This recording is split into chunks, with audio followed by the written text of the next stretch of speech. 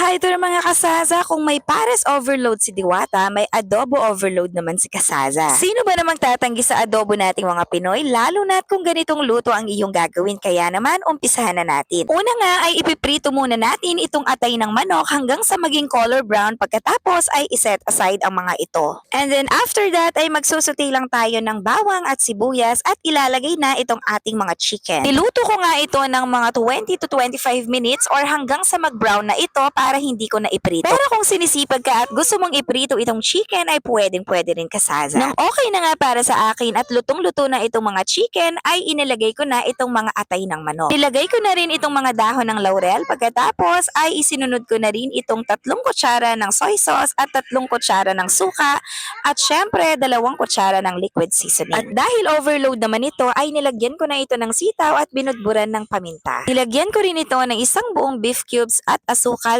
pambalanse sa alat. Naglagay din ako dito ng nilagang itlog para naman talagang overload itong ating adobo. Lutuin lang ito ng mga 5 to 10 minutes at ready mo na nga iserve itong ating adobo overload. And that's all for today mga kasaza. Please like, share, and follow for more.